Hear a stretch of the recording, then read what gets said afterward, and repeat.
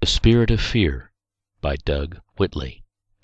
Owen crouched silently, his knobby knees poking through his coarse-woven breeches, his cloak wrapped around him, his hood pulled over his head to ward off the damp as the sun set. He knew the deer came this way, and he was determined to bring one down, his first.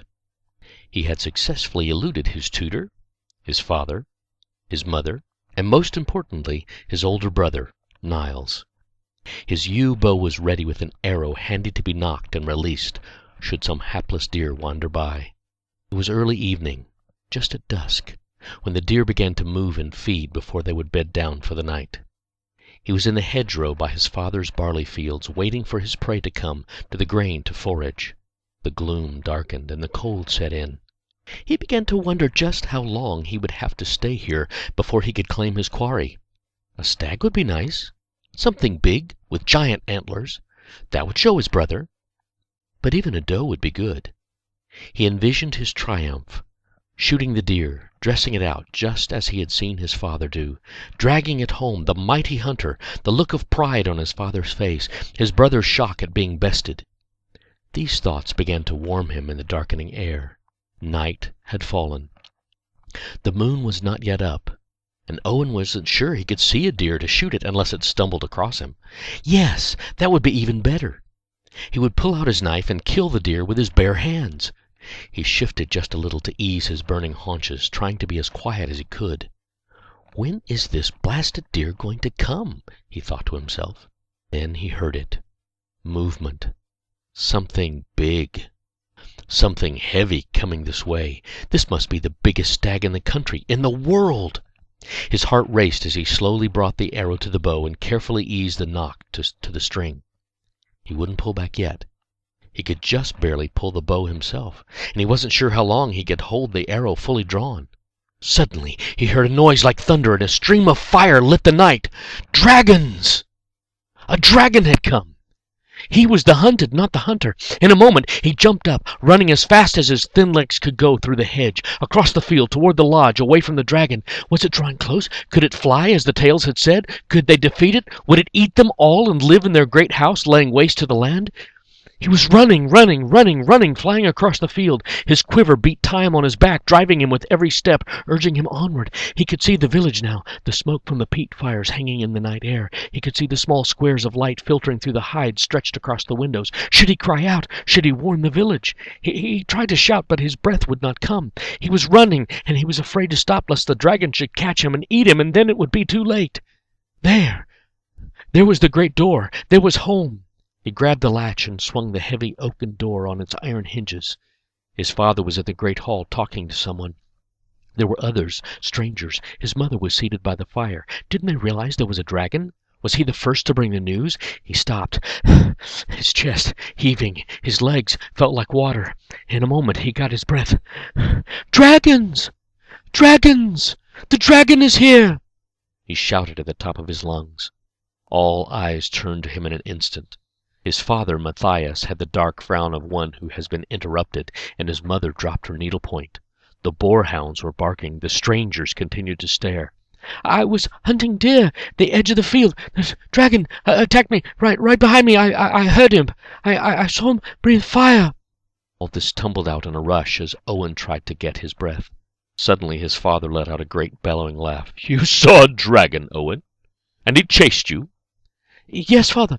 He chased me through the fields. He's coming. You must be ready to kill him. Well, St. George, how should we kill this dragon? Boar spears? Poison-tipped arrows? I don't know, father, but you must kill it. At that moment, those in the great hall began to recover from the interruption. Some smiled. Some laughed openly. Did they not believe him? Did they not understand the danger? Why were they smiling? You've got to believe me. His mother rose from her seat and came to him. She put her arm around him. He shrugged it off. What did you see, my son? I saw fire. I heard the dragon roar. At that moment his brother Niles burst into the room, laughing with a young stranger just behind him. Here is your dragon! The stranger put a firebrand to his lips and blew fire. Niles took a flat drum and drew his resin-tipped finger across it, making it roar. You should have seen your face. I've never seen you run so fast. Frightened rabbits have nothing on you. You should be a royal messenger with your speed. Here's your bow. You dropped it as you ran." The hall broke into laughter at this. Tears burst from Owen, and he fled from the room. Anger, frustration, hurt welled up within him, filled him. He ran through the hall toward his rooms and fell into his bed. Hot tears soaked his pillow as his body heaved with sob after sob. He heard the hinges on his door squeak as they always did when someone tried to open it slowly. "Go away, Mother. I don't want to see you." "It's not your mother, Owen," his father Matthias said in a low voice. His father came silently across the room and sat on Owen's bed. He put his large, heavy hand on Owen's back. Owen could feel the warmth of it through the fabric of his clothes. "Niall's trick was very cruel, and I am sorry I laughed. I thought it was some jest you were having on us all. I thought you were playing. Please, forgive me. And I realized that the joke had been played on you to embarrass you. I spoke sharply to Niles and his young, fire-breathing friend. He is one of the troupe who has come to entertain us for a while. It was his master to whom I was speaking when you burst in with your tale." Owen turned slowly, sat up, and pulled his knees to his chest. His father's arms enveloped him, and Owen allowed himself to be engulfed in his father's embrace. He could feel the strength that coursed through his father's limbs. "I ran, Father. I was scared. I'm a coward." No, you ran toward us. You ran to warn us. Besides, if there were a dragon, what were you going to do against him? Worry him to death like you do your mother or your tutor? There are things to fear, things worthy of fear. It's what you do with the fear that determines whether you are courageous or a coward. Running to warn us was a brave and honorable thing to do. You could have run anywhere, but you ran here. You ran home to those you love and who love you. In the midst of your fear, you kept your head. Do you remember Father Aylnott's homily on 1 Timotheus, or 2 Timotheus, I should say? God has not given us the spirit of fear, but of power, and of love, and of a sound mind. Or the words of Jesus in the book of John, "Passem relinquo vobis passem, meum de vobis non quomodo mundus, dat ego de vobis non turbitur cor vestrum nec formidet." Peace I leave with you. My peace I give unto you, not as the world giveth, give I unto you. Let not your heart be troubled, neither let it be afraid. Now, do you really believe there are dragons? No. You know there are no such thing. But in the moment you let your imagination override your reason. Now, I have spoken to Niles, and no doubt he is not really ashamed of what he has done, but you need to forgive him. It isn't easy being the younger brother. Dry your eye, swallow your pride, come to supper. The troupe will perform and entertain us. There are minstrels and jugglers, and you've already met the fire-breather. Come when you're ready. His father stood, ruffled Owen's hair, and silently left the room. Owen got up. He splashed water on his face from the ewer that sat on the stand in his room. He dried his face and his eyes. He straightened his tunic and tried to make himself look as presentable as possible. He made his way to the great hall, where the evening meal was being served. He silently went to his place at the table unnoticed. Everyone was watching the juggler performing in the middle of the room. He started with 2 brightly colored leather spheres juggled with one hand. Then he added another ball, 3 with 2 hands, then another, 4 balls, and then another, 5 balls, then another, 6. His hands were a whir, and brightly colored spheres seemed like a circular blur floating in mid-air. He changed the pace, and the balls went higher and higher, reaching to the darkness near the top of the thatched ceiling of the great hall, far from the candlelight. A jester came after him, trying to mimic his skill. Everyone laughed when the balls came crashing down on his head. He caught one in the back of his neck, flipped it up, caught it on his forehead. With a quick flick of his neck, he sent the ball flying high. He pretended to look for it as it landed on his hat and made the bells attached to the ends jingle. He proceeded around the room, looking for the ball, disrupting people at their seats, making antic faces and remarks about the guests that made everyone laugh. He ended his jests by tipping Niles' chair over, tumbling him to the floor. Niles sprang up with anger in his eyes, but he knew better than to lose his temper in front of all the guests and his parents. The jester made a fumbling apology that also brought peals of laughter from the people by its delivery, and he left as the minstrel came into the center of the room with his lute. Niles sat back down as the minstrel began to sing. He had a beautiful, clear voice that wrapped itself around every note. He sang a ballad about St. George and the dragon that made Owen turn red in the face, but he soon realized it was not directed at himself, but simply part of the flow of songs. The minstrel was joined by a red-haired girl a couple of years older than Owen. Her skin was like cream, and her voice, Owen thought, was how angels must sound. He was smitten, but as he looked around the room to see if anyone noticed, he saw he was not the only one. Niles was staring with an open mouth and the glazed look of one who has lost his senses. The two singers continued their program, singing sometimes as a duet, sometimes as a solo, each performing in their turn. At the end of the concert, the minstrel bowed and the girl gave a low curtsy, went to Owen's mother and gave her a small bouquet of flowers. The house broke into loud applause. The two acrobats came in, after that, tumbling around the room, seeming to float like magic through the air. Owen continued to eat, hoping his own interlude of the afternoon was forgotten. But he could see by the looks stolen in sidelong glances and the smiles that followed that it wasn't completely gone from people's minds. A foolish child, they thought him. Finally, the entertainment drew to a close. People from the village invited to join the evening's festivities made their way home. His father's household began to clean up after the meal, and Owen himself grew tired. He went to his mother and father and bade them good night. He nodded at Niles, who smirked and nodded back, as he mouthed the words, "Good night, rabbit, rabbit, rabbit," as Owen passed him. Again Owen's face burned with the memory. After breaking his fast the next morning, Owen was with his tutor for his early lessons. Then he went to Father Aylnott for Latin and French. Sometimes Owen wished his father wasn't quite so concerned about his education. But Owen did enjoy learning, and Father Aylnott could usually be diverted to tell him stories about his travels after the lessons were completed. Father Aylnott had been to the Holy Land. He had been to Italy. He had even traveled to North Africa across the Mediterranean Sea. When his lessons and chores were done for the day, he sought out the troupe of performers. They were camped out in one of his father's tithe barns. The troupe had made themselves comfortable in the way people used to the traveling life do wherever they are. He wanted to find the jester, but he also hoped to catch a glimpse of the red-haired girl. Owen had learned the jester's name was Guineau.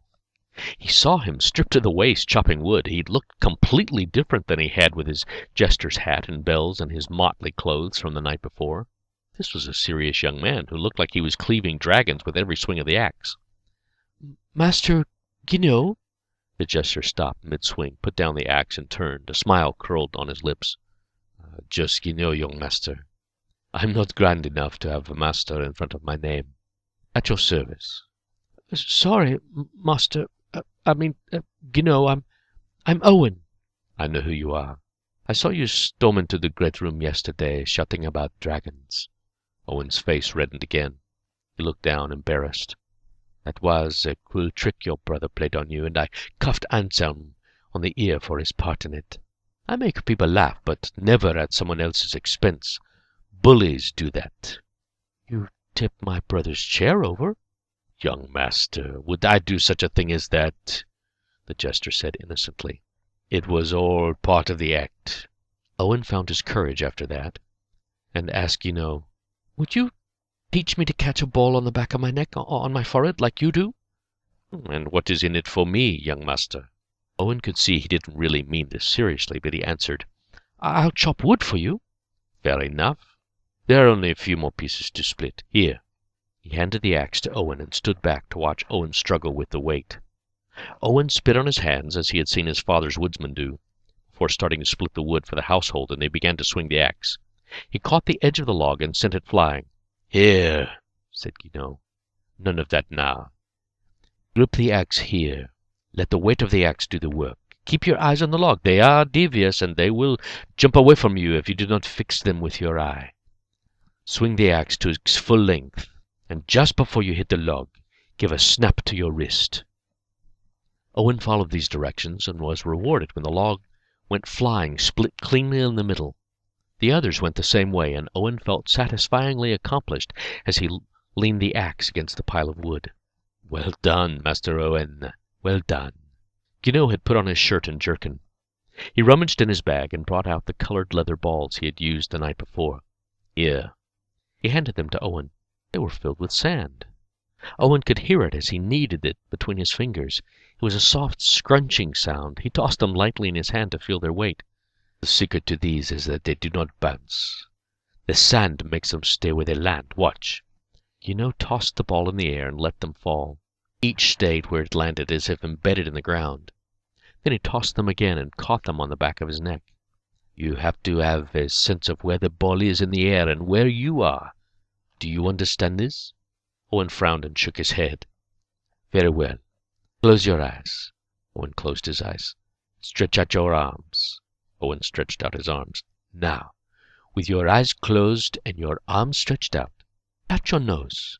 Owen frowned, and then he smiled at the thought of how silly he must look, and brought his finger unerringly right to his nose. Oh, very good. Again, with each hand now.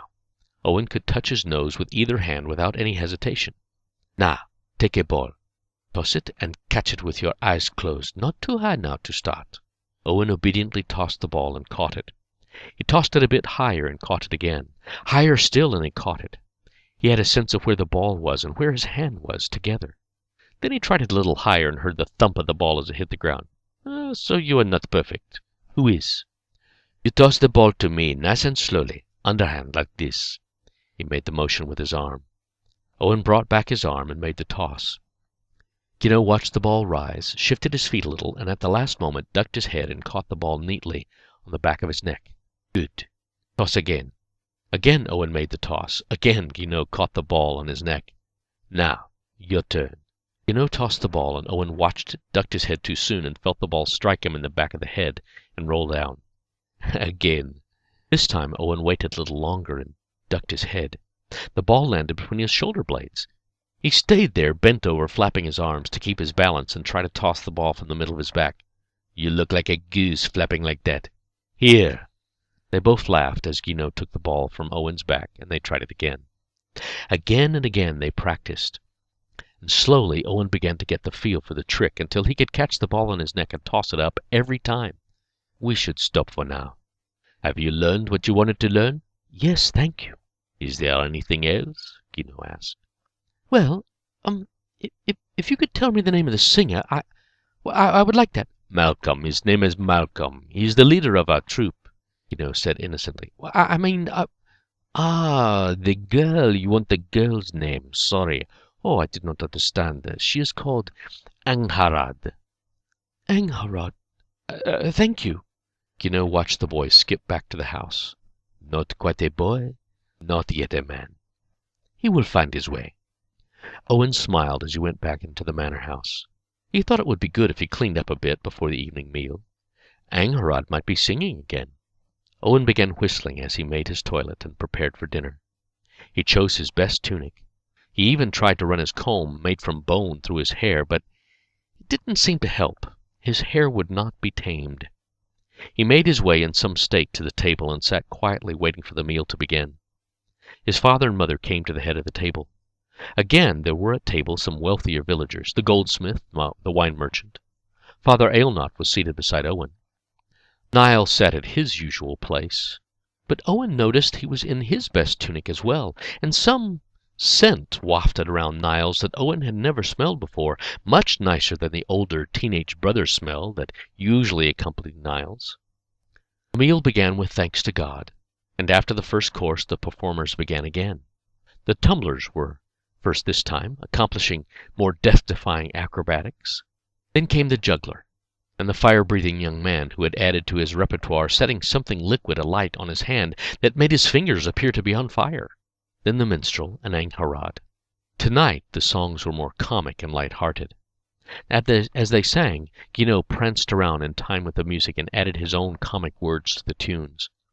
While the singing continued, Gino began his juggling and catching the ball on his neck and his forehead. He dragged Niles onto the floor and showed him what to do. At first Niles resisted, not wishing to be made fool of, but he saw a smile on Angharad's lips and thought to cover himself with praise. It was not to be. With every toss of the leather ball, Niles failed to catch it, and Gino made fun of him. Soon the hall was laughing at Niles, not with him. In bad grace he stalked off to take his seat, and then Gino moved to Owen. Nervously, Owen came to the center of the U-shape made by the surrounding tables. Through all this the concert continued. By now, everyone was expecting the same show Niles had made. But with the first throw of the brightly colored balls by Guinaud, Owen caught it squarely on the back of his neck and tossed it expertly up to catch it again on his forehead. Then he began to toss the balls to Guinaud, who sent them flying back to be caught again, and so the flow went back and forth until the hall was applauding. Guinaud caught the last toss and took Owen by the hand, and they bowed together. Owen saw that Niles was in a mood, but Angharad was smiling. The evening ended well. On their way back to the rooms, Niles gave Owen a shove that sent him reeling into the wall. A scuffle ensued that ended with Father pulling Niles off Owen and shaking them both soundly. "Go to your rooms. Such behavior is more in keeping with the drunken brawl at a public-house, not in our manor. Mind your clothes. Now to bed with both of you." The next morning both the boys were sullen at breakfast. "After your lessons, I want you both to clean the stables." "Father, we have stable hands for that." "Yes, and since you've been acting like a pair of stable hands, you can do their work. I've told them to expect you." "But I was going to—" "Yes?" I was going to take Angharad walking in the woods, Father. Perhaps hunt a little." I see. And what does Angharad's father say to this plan?" Her father?" "Yes, Niles. The minstrel, Malcolm, is her father, and he might object to his only daughter walking in the woods with a young ruffian such as yourself." "Well, it's only a walk," Niles grumbled. "Nevertheless, you should ask his permission before you walk with his daughter in the woods, after you clean the stables." The day passed slowly with the knowledge of the coming unpleasant task awaiting both the boys. When they had finished with their lessons, they put on their roughest clothes and went sullenly and silently to the barn. The grooms greeted them with suppressed smiles as they handed them the wooden scoops and rakes with which to clean the stables. Then they made themselves scarce. It was one thing to laugh at another's misfortune. It was another to watch it. The boys began grudgingly, but it wasn't long before Owen began to accept the task, while not with joy, at least absorption. He liked the smell of the hay and the feed. There was a companionable element to leading each horse out while he cleaned the stall, leading them back in again, patting them on the neck. Warmth and companionship radiated from the great creatures. The boys had decided to each take a side. While Owen was steadily completing his task, Niles grumbled and complained with every pull of the rake and every push of the scoop. "Why today, of all days, why do I have to do a groom's work? One day I will be lord of the manor. I will never order my sons to do groom's work." And so it went, until Niles' voice was a murmur in the background, ignored by Owen. Lead each horse out, talk to them gently, clean their stall, move on. He had procured a few precious carrots from the cook for his favorites, and these he fed secretly lest the other horses find out. Just as he finished his last stall, Angharad arrived at the stable. Niles came out of another stall halfway through his side, threw down his rake, and went to her. "You finish this. I'm going. Come, Angharad." "You're just going to leave your brother to do your work?" she asked. "Yes. He won't mind. He's just a child." "Well, my father says I can go with you, but perhaps you'd like to clean up a bit first. You smell of horses, and not in a good way." "I'll be right back." With that, Niles rushed off to the manor, leaving Angharad standing in the middle of the stable. Owen looked down, picked up the rake his brother had left lying tines up before anyone could step on it, and hit himself in the face. "You don't mind that he treats you like that?" "Not really. It's a job like any other. You did well last night juggling. Guinaud told me he'd work with you, and that you wanted to learn the trick." "Thank you. Why are you going with my brother?" "Well, I like walking in the woods, and I don't like going alone. It's not always safe. So I had the choice of not walking or walking with your brother. I chose to walk, but walking is what I'll be doing. Your brother just happens to be along." Niles arrived at that moment, reeking of the scent he had worn the night before. "Well, for certain, did you fall into a vat of scented oil, Niles?" "What do you mean?" "Well, it's better than the other smell, for sure. But we won't be sneaking up on any deer with oil of clove going before us. Come." The two of them left. Owen smiled as he saw Niles grab for Angharad's hand, and she shook him off. Owen finished the stalls in silence and went back to the house to clean up. While he was washing the stable off his hands and skin, he decided to track Niles and Angharad. Perhaps he could frighten Niles as Niles had frightened him. He took the long dagger his grandfather had given him. It was Viking made and had a horse's head on the top of the hilt. The handle was made from deer antler. It was large in his hands, but he would grow into it, his father had said. He tied the sheath to his leather belt. He slung his quiver over his shoulder and took his bow. He wasn't planning on using it, but he felt better with it in his hand. His father saw him in the hall on his way out. "Did you finish the stables?" "Yes, father." He said nothing of Niles' abandonment. "They're completely clean with new straw. The stable boys were laughing at us." "You don't begrudge them a laugh at your expense, do you?" I suppose not, as long as I don't have to do it every day." "Then no more fighting in the hall with your brother, yes?" "Yes, father." "Go on with you now. Good hunting." Owen smiled as he swung the great door open and closed again. "Yes, good hunting. But you don't know what I'm hunting," he thought to himself. He stopped for a moment, considering which way Niles might have gone. There were the dales to the south of the manor, and the forest to the east, but the stream that flowed across his father's estate had a good path and was a pleasant walk. He eased along the path beside the stream, trying to be as silent as he could in his leather boots. He made little sound in the soft grass. How far had they gotten, he wondered. There was a pool higher up in the stream, surrounded by large boulders. Perhaps they went there to sit on the rocks. Not far from there was a meadow filled with flowers. That would be a good choice for a lady-love. There was an enormous oak in the middle of the glen to sit under and enjoy the beauty of the glade. He would follow the stream to the pool, then make for the glade. He went slowly, lest she should come upon them before he knew it, and they would hear him. He moved silently as if he were hunting a deer. Silence took time, his father had told him. He had been moving for some time when he reached the edge of the pool. It was deep but clear, and he could see the trout moving in the depths where the channel of the stream brought the food to them. On another day he might come back to test his wits against the fish, but today he had something else on his mind. He did stop to think about testing his arrows against the fish, but he knew you had to shoot where the fish weren't, and he couldn't quite work that out right now. He had seen his father's huntsman stand completely frozen and release an arrow with a barb and a line to draw the fish from the water, and actually do it. But that was beyond Owen's skill. Someday, perhaps. He eased his head slowly above a boulder to see if the couple were there, and then he would decide how best to frighten them. But the rocks around the pool held only silence. He knew roughly the way to the meadow, but he wanted to make certain he had not been seen or heard. He began picking his way through the bracken yards off the path so that he could see without being seen. This walk was not going as Niles had expected. He had had visions of walking through the forest hand in hand with Angharad, perhaps lying on the rocks by the pool with his head in her lap as she ran her fingers through his hair. First, she told him he stank. Then, she had said he had too much scent of clove. There was to be no hand-holding, and it was all too clear to him that no fingers belonging to Angharad would be running through his hair, more like a finger in the eye. With every step he grew more sullen, and the more sullen he became, the more she laughed at him and mocked him. Then she began to berate him for the way he treated his brother, leaving him with all the work, and skiving off with her. Owen was a child. He was a blot. What did he matter? She went on and on about it. Then she talked about his skill with catching the ball in his neck like the jester, as if that were something. What about him? What about me, Niles? I'm quite tall for my age. I'm quite strong. Some of the girls in the village think I'm handsome. True, there weren't many my age in the village, and those girls had never been out of the village, but still. On they walked, Angharad trilling on and on, Niles sullenly silent. He reached the pool which had so recently featured in his visions.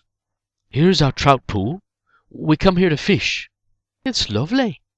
It's like its own little world. The way the trees overhang the brook and the rocks around the pool, it is very lovely." "Not as lovely as you, Angharad," Niles said boldly but woodenly. He had heard his father say this to his mother and gagged at the time, but this was perhaps the way to talk to a girl. "What a silly thing to say, Niles! Did you hear that somewhere?" Niles' face reddened, but he ploughed on, oblivious to the danger he was getting into. "Would you like to sit by the water on one of the rocks? It's nice here. You said so yourself." "We can sit for a bit to rest, Niles, but don't get any ideas. It's not like I'm going to let you put your head in my lap and run my fingers through your hair. What an idea! I'd probably get bitten by something living in your hair." Could she read his mind? What is it with girls? And he didn't have anything living in his hair. He bathed once a week, whether he needed to or not. His mother made him, and he washed his face and hands every day. They sat by the pool for a while to enjoy the wood and the sound of the stream. Niles tried to think of something to say that she wouldn't mock and hurl back in his face. Fishing. Fishing. That was it. He was good at fishing. I caught a big trout here not long ago. Did you now? Was there mocking in her voice? He couldn't tell. Yes, I caught a big trout here, and I cleaned it myself. First I bashed it in the head with a rock to keep it from flopping around, and then I gutted it with my knife, right there where you're sitting. Guts were everywhere. You could see what it had been eating, and the smell when I opened it up. Oof, oof. The crows came and started eating the innards while we watched. But the fish tasted great when we got it home. Niles, you really know how to win a girl's heart. I think we'll be going now. Angharad got up quickly, brushing at her dress as if the fish guts might still be clinging to it. So, Niles thought, she likes to hear me talk about fishing and hunting and how good I am at it. He would take her to the meadow and show her where he got his first deer and hung up on the great oak to dress it. She must really want to see the place because she's walking lots faster now. Great! Niles began to tell her about all the rabbits he had gotten last winter, how he hit them in the head with a club when he found them alive in his snares, even the young ones. He went on to tell her about the fox he'd killed and how he'd cleaned it and scraped out its hide, leaving the head on so his mother could have a fur for her hood. Now they were going much faster. Angharad could really walk. She was a good walker. He was struggling to keep up with her even with his long stride, and she wasn't saying anything now about his brother or the way he smelled. He was finally impressing her, he thought. Before he knew it, they were at the meadow with the great oak. Here we are. Really? I never would have known this was the meadow with the great oak tree you've been talking about for the last eon, just because it's a meadow with a great oak tree in the middle of it. Are you certain this is the only one? Oh, yes, it's the one. Was Angharad not listening to him? Maybe she wasn't as smart as he thought. The idea that she was mocking him somehow never entered his mind. Finally, she was slowing down. They walked slowly to the tree to get into its shade. They were warm from their pace. There was no place to sit except the ground, and so they sat with their backs against the tree. I brought an apple with me. Would you like some? I didn't think you'd be thinking about bringing anything to eat. Oh, yes, thank you. This was even better. She was feeding him. Would you like me to cut the apple for you? I have my knife. Would that the knife be you'd use to gut the trout? Niles looked at it for a moment. I think so. No, thank you. I've got a knife of my own. Angharad took a small silver knife from her bag. It was sheathed in dark purple with purple leather wrapped on the handle and had a small amber jewel in the hilt. It was very sharp. She pared the apple quickly and cut it in pieces for them. She laid it out on an embroidered handkerchief between them. Niles began to talk about the deer he shot, but Angharad forestalled him. I'm going to rest my eyes for a bit. Would you be quiet, please? It was the only thing she could think of to keep him quiet. She leaned back against the tree and shifted. She made herself more comfortable. Her eyes closed. Niles just sat like a stone. But then he too began to feel sleepy. He closed his eyes, imagining Angharad waking him with a kiss. All was quiet in the glade. A howl woke both of them, and then another. Niles jumped up sleepily, began to look around. Angharad was already awake and circling the tree to see the source of the howling. Wolves! A pack of wolves on the edge of the meadow. Angharad counted them. 6, maybe 7. More were gathering. She couldn't see them clearly in the edges of the glade. Niles saw the danger, and he started to run. We'll never be outrunning them. Niles had been thinking only of himself for the moment. But not even he would leave a girl helpless in the forest surrounded by wolves. He was in a panic. They couldn't run, and there was no place to hide. The tree! We've got to get into the tree! The limbs are too high! His voice rose with fear. You boost me up, and I'll pull you in after. Yes, yes! Angharad quickly gathered up her things, wiped off her knife and her handkerchief, and put it back in its sheath. She turned to face the tree and lifted her foot for Niles to take. He hesitated. Take my foot, you idiot, and help me into the tree, or we'll both be eaten. Now!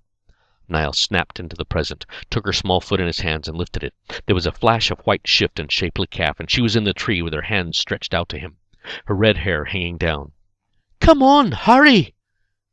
Niles froze. He turned and saw the wolves coming toward them, flanking, weaving, swerving, hemming them in. Even if he was able to move his feet and legs, there was no place to run. He screamed and screamed, We're dead! We're dead! The wolves will kill us!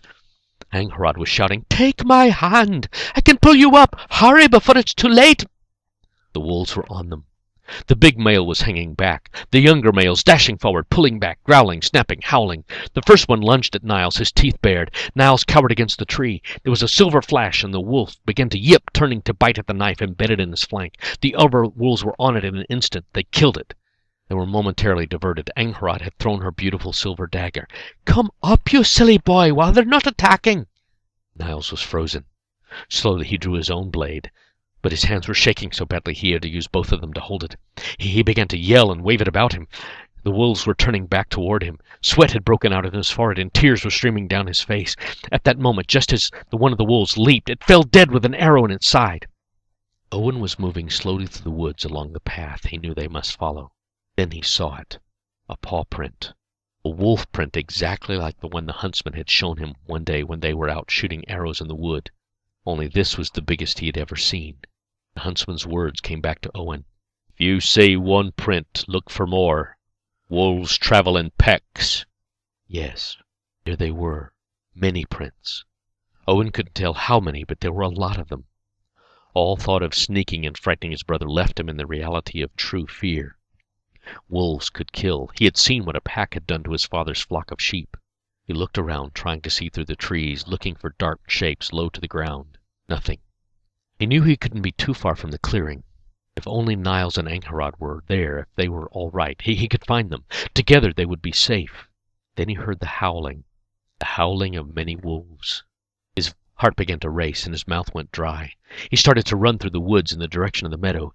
Owen dodged this way and that, around the trees, through the brush as he ran. The howling was growing louder and more frequent. He broke through the tree line to see Niles alone, surrounded by the wolf pack, a wolf leaping toward him. A stray thought questioned why Niles was alone, but in the moment it was gone. He heard Niles screaming and shouting. He heard the wolves growling as he ran. There was a yelp from one of the young wolves, and he could see it circling, biting at its rump. The other wolves attacked the injured wolf. Without a thought, Owen reached over his shoulder for his arrow. As swift as a thought, he let fly toward the wolf, leaping at Niles. His arrow found its mark, then another and another as the wolves began to fall under his bow. Niles saw the wolf fall, and then two others. His mind could not grasp what was happening. Had his father found them? Could it be the huntsman? Another wolf fell. Niles could see a figure, but because of the tears he did not know who it was. He grasped his dagger tighter and waved it ineffectually around. Another wolf fell. Angharad continued to shout at him and hold out her hand, but he was turned away from her. Another wolf fell, spouting an arrow from his side, the blood staining the grass red. Owen was stalking nearer and nearer now, wary lest there should be other wolves from the pack holding back from the attack hidden in the wood. He released another arrow. Another wolf fell. He edged closer. He saw a white hand and a flash of copper coming from the branches and knew Angharad was in the tree. In his mind it registered that Niles must have helped her there, but why hadn't he gone up after her? Owen was closer now. He had killed another of the wolves surrounding the tree. There was only one left, the largest, but he could not shoot it for fear of hitting Niles. Niles was out of his mind with fear. Wolves were falling, bleeding all around him. He was paralyzed. He could not move, could not think. He slowly began to sink to his knees and wrap his arms around himself. The big male edged closer, his yellow eyes fixed on Niles. Niles was curled in a ball now. All thought ceased. Owen saw this and ran toward his brother. As he ran, he dropped his bow and pulled out his grandfather's dagger. With no other thought except to save Niles, Owen launched himself through the air, crashing his slight frame into the big wolf. As the wolf turned snarling, he caught Owen's wrist as Owen's dagger sank into his heart. Hot blood spurted out, blinding Owen as the two bodies collapsed together. A soft hand touched his shoulder, and a soft voice called his name. Owen! Owen, are you all right? Owen blinked and rolled off the smelly wolf. The wet stickiness of the blood filled his nose and coated his skin.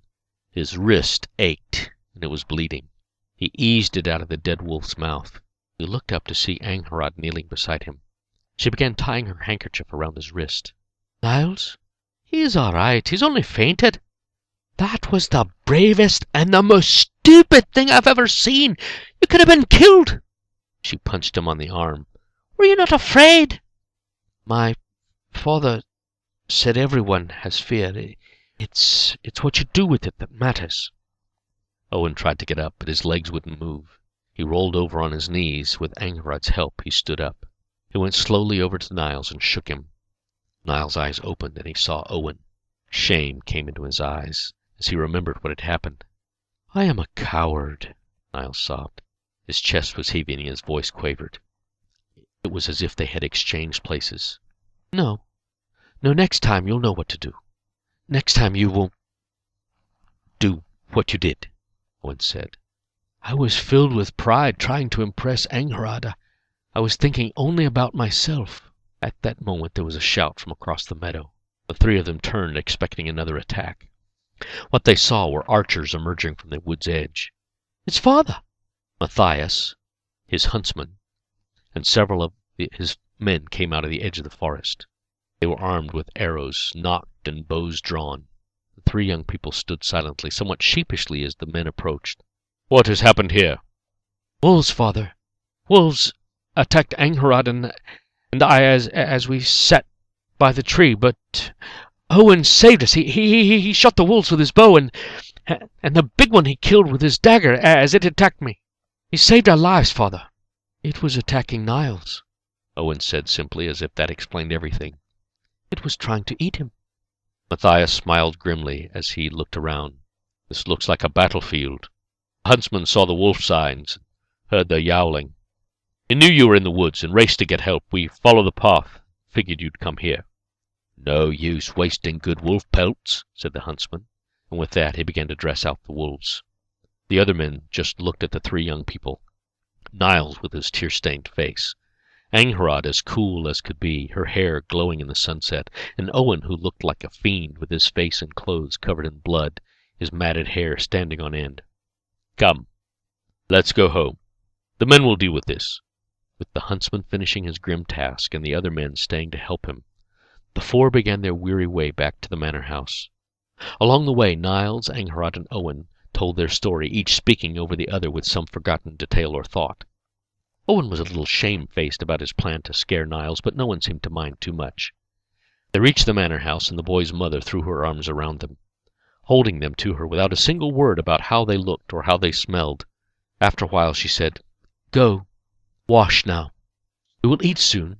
The guests are coming to hear the entertainment." Soon the boys were splashing water on each other as the fear and danger washed off of them with the dirt and the blood. "Thank you for being brave, Owen. I'm sorry I tried to frighten you with—" "It's all right. I frightened you with the dragon." "Yes." I don't suppose you gathered the wolves together just to frighten me." No, I never thought of that." The brothers finished their ablutions, dressed, and walked in friendship together back into the hall. By now the reports of the exploits had traveled around the village and were known to everyone. "Let us give thanks," Matthias said. "Our Father, we thank Thee for the protection and deliverance you have given this day. We thank Thee for lessons learned and lives saved. We thank Thee, loving Father, for the great salvation you offer us through your Son, Jesus Christ. I thank Thee for the lives of my sons, and for the life of this young maiden Angharad. Amen." And the hall answered together, "Amen," with the voice of Angharad's father echoing the sound. The meal began in earnest, with Father Aelnot questioning Owen closely about his exploits, thinking privately to use them in his homily the next Sabbath day. The entertainments began again, with the jugglers and the acrobats diverting the crowd's attention from Owen, for which he was thankful. He hadn't set out to rescue his brother and Angharad. It just happened. "Everyone has fear," his father's words echoed in his head. "It's what you do with the fear that matters." The meal was winding to a close, with the sweet things being served out, when Angharad and his father stepped into the center of the hall for their performance. Angharad looked like a princess there in the midst of the crowd. Her father began to strum his lute, and Angharad pulled out a parchment from her sleeve and held it so the two singers could see the words together. They began to sing in their high, clear voices. "The wild wolves were wandering along the dark wood." The song told the tale of all that had happened, making the walk more romantic for poetry's sake than it really was, and giving Niles some credit for getting Angharad safely into the mighty oaken tree. But Owen Wolfbane featured heavily in the song about his bravery, his stout heart and steady hand, and the flight of his arrow true. and had finished with "Struck with his bold Viking blade." When the ballad was finished and the hall erupted in applause, and the minstrels had to sing the song through 3 more times before the guests were satisfied, and by the 3rd time the people in the hall were echoing the words, "Struck with his bold Viking blade," Owen's face was as red as Angharod's hair. But his father and mother were bursting with pride because of their son. The troop stayed on Lord Matthias's lands for some time, taking a rest and honing their skills. With winter coming on, it was a safe, warm place to be in those turbulent times. The 3 young people became inseparable, like brothers and sisters, strolling through the woods, hunting, fishing, spending time together. Guinaud taught Owen more tricks, and even Niles learned some of the tumbling stunts of the acrobats. Malcolm gave the boys lessons in music at their mother's behest, and Owen became quite proficient on the lute, although he vowed he would never sing a song about Owen Wolfbane. His mother had each of them cloaks made, trimmed in wolf fur, to see them through the winter. And that spring, when the fairs began to call to the troop of performers, Malcolm, Angharod, and Guinaud made their farewell, vowing to see them again in the fall when the season of travel was over. The years passed, and the tanned wolf hides on the wall of the manor house grew dusty with age, and time rolled on as time does. But throughout their lives, the words from 2 Timothy 1:7 lived in the hearts of the 2 brothers.